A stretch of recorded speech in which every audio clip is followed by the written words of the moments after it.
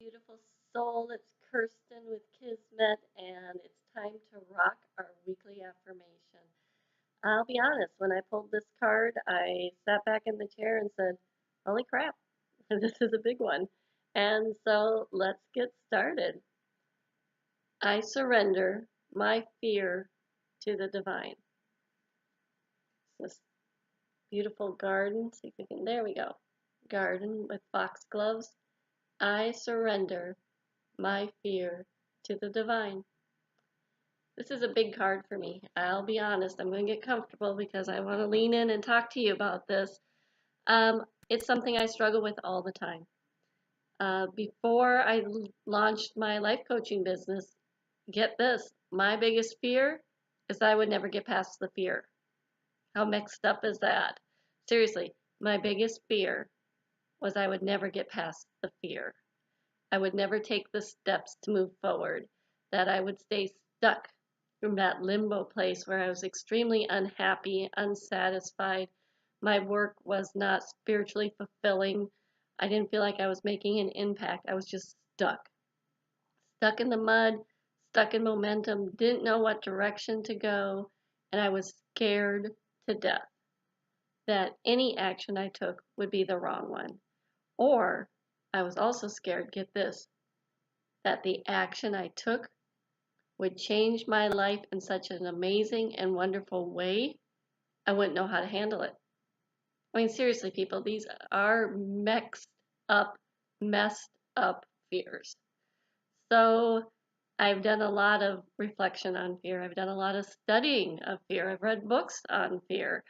And I can tell you a couple of steps I've taken to not necessarily alleviate, but diminish the fear enough so that I can move forward in my life. And so this is Kirstin's steps for surrendering your fear to the divine. Uh, the first one is to acknowledge that fear is actually based in us not knowing what the future holds. And so we get really kind of anxious about what's going to happen next. And so we equivalate, I can't talk today, we make the association of fear with bad things that are going to happen in the future. Um, the nice thing about the future is it's the place where all the potential and possibilities are too. It's not necessarily the place where all the terrible things are going to happen. In many cases, our worst fears are never realized. They live solely in our heads. So the first thing I do is acknowledge that I'm scared, that I have fear. And then I list out every single possible thing that could go wrong.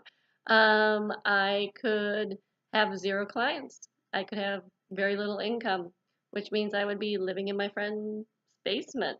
I wouldn't be able to provide for my children. I'd be eating oatmeal every day for a month. Some of them are extremely ridiculous and some of them are powerful, but I list them all out so I can see what I'm dealing with.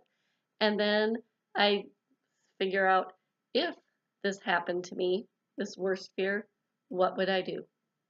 What is my plan of action? If this terrible thing, if I had to eat oatmeal every day for a month because I didn't have money, what is the worst? Seriously, what would I do? I'd eat the oatmeal. I'd save my pennies. I would go to the food shelf, a fabulous place. There is always a solution, is my point. So I write down all my fears, realistic, unrealistic, whatever they are, and I figure out truly how terrible would my life be? Would I survive this? Would my children survive this? And it gives me perspective. And from that perspective, I then list out if I took the step that I wanted to take. For me, if I wanted to launch my business, what are all the fabulous, wonderful, amazing things that could happen? And then I look at those and let them sink in. And then I take action.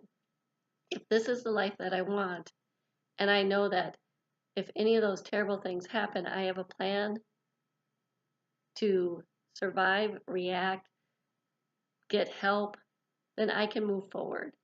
So looking at my list of fabulous things that could happen, I choose one and I take action.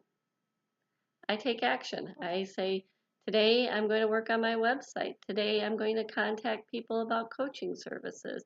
I'm going to create a new online program. I'm going to get out of my comfort zone and make videos for people. And then finally, I let it go. I let the outcome go. I let God take over from there. God knows what the future holds. I do not. I can only be here in this moment, in the present. That's the only thing that I am fully aware of. So I let it go. I let God handle the outcome. As long as I'm taking action and giving my attention and intention towards what I want, I can move past the fear, knowing that God is supporting me. So, Kirstin's 3 steps to surrendering to the divine are fears. Acknowledge the fear. 2, take action on what you want for the outcome. 3rd, surrender. Surrender to the divine. Continue along your action plan and know that you are supported each and every day. And also know that if something comes up that scares you, you can still be in control. You can still make the list of, well, if this happens, what's the worst case scenario? How do I still move forward? Secondly, you can dream about, if I do this and it happens in a positive way, what are the fabulous outcomes then?